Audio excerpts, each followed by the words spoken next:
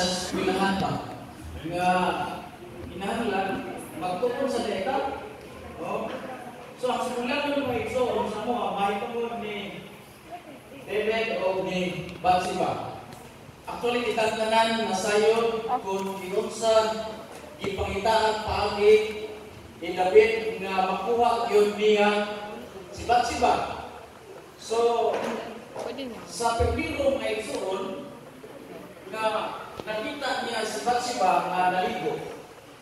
Niya, powerful kay ka tao nga igsoon, kung doon na kay plano nga imong kuhaon, pangitaan yun ang imong paagi na nakita niya si Bathsheba nga naligo nga wapa tayo. Iyang pakita ako natin. Sa'yo paagi niya? Ha? Oh, iyang timuon nga katong iyang mana ipaadto rito sa dira. So, intensyon yun niya mga igsoon na ipapatay. Kaya aron siya na ipakat palagya. So, kini nga sala mga igsoon, usa ka sala nga tinuyuan niya. Kung tinuyuan nga sala mga igsoon, atong una-una, di na napasayo kung sa Ginoo kay di ko yaman. Oh, di pa itaan niya lalo nga aron maangko niya. Pero apin ninyo mga igsoon, kung naguna-una ta nga makasasaka kay Ginoo, dili na kumaadto sa simbahan, dili na kumudawat o bayon kay kasasala. Pagkasala ko, wrong na siya mga igsoon. Si David mga igsoon sa diha nga nakaangko siya, nga nakasala siya.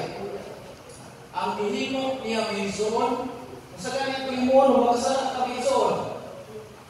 Ato ta dito sa atong amiga, musulti ka nga, kana siya, mas maayo pa ko niya, wala ko sala, mo ba na?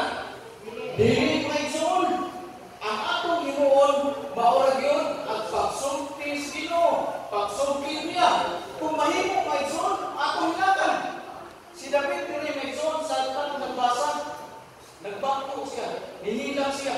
Sa Salmo 51, perting pakilukoy niya sa Ginoo. Kung ang nakalipod sa atong Ginoo nga mapasayo mga igsoon, nga bisan mas kadako sa atong sala, ang Ginoo mapasayo yun nato. Amen mga igsoon. Amen. Ikaw kung ako mga igsoon, kitang tanan ini ikamutagon, ipasayo na sa Ginoo. Ang itong Ginoo, maula ang pagsunod ko niya.